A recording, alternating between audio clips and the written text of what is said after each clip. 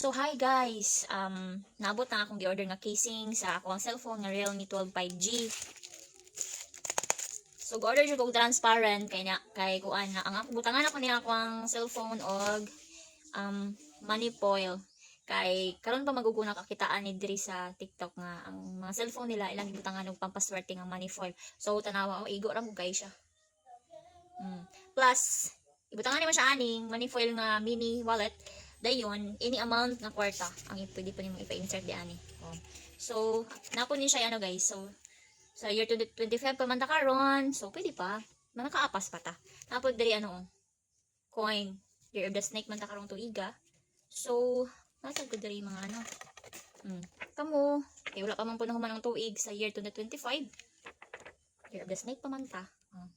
Apay chance guys, pamalit mo ani. Kaya ako butang ako sa cellphone sa akong wallet. Naya akong wallet sa akong bag, butangan ako mga inani. Di ba butangan ako mga inani guys, kay kusog kay ni siya mo higop og pampaswerte magud ni siya, kusog ni siya mo attract sa mga kwarta. Iba, kusog kay ang pasok sa kwarta sa ato ang life. Dayon, wealth, health, relationship. So mo ni siya guys nga akong mag-change og ano kani ang casing sa akong cellphone. So nagpalit gyud ko og kuan guys kani ang transparent nga phone. So, kini akong cellphone is, nalimot ko, 1 year kape naman siguro ni. So, ang atong buhaton guys, butangan tani og ano, kaning bill.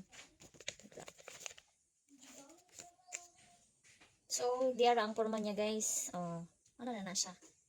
Tuotag pampaswerte karon kay wala pa man human ang tuig. So, dili pa ulay ang tanan no. So, done na ako siya kapilit guys. Di pa man nalihi ang tanan kay year 2020. Ano ba man ta? Year 2025. Para po na siya guys sa mga mutuo ba. New case.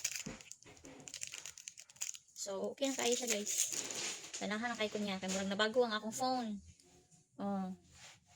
So, kung dili pa ang lahi ang tanan guys. Pag ano, butagin na yung cellphone na ni.